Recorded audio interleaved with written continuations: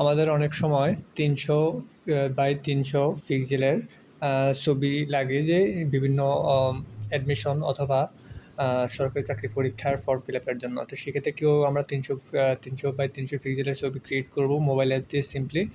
সেটা এখন দেখিয়ে দেবো। প্রথমে আমরা প্লে স্টোরে যাব। প্লে স্টোরে গিয়ে ফটোডিটো এই অ্যাপসটা ইনস্টল করতে হবে। ইনস্টল করার পর আমরা এখানে ওপেনে ক্লিক করলাম। ওপেনে ক্লিক করার পরে সেখান থেকে আমি নিউতে ক্লিক করব। তারপর এখানে ওয়াইড এবং হাইট দুইটাই আমরা 300 করে দেবো। আর এখানে লিখে দেবো পিক্সেল আইকনের উপরে ক্লিক করে দেবো।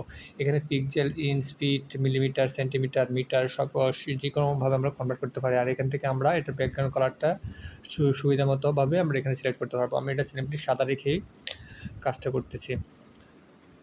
তারপর আমরা ওকে ক্লিক করব। ওকে ক্লিক করার পরে এখানে একটা বক্স আসবে। আসার পরে এখানে টেক্সটের ইমেজে গেলাম।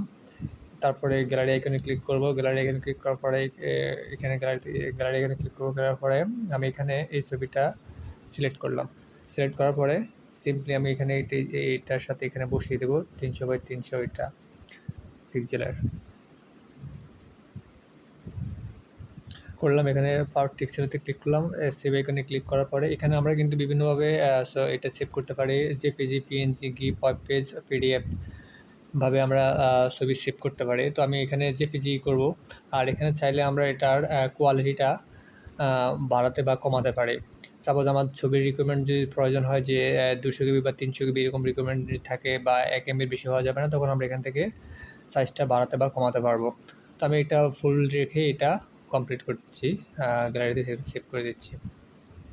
বাস হয়ে গেল আমার এখানে 300 বাই 300 মেগাপিক্সেলের ছবি।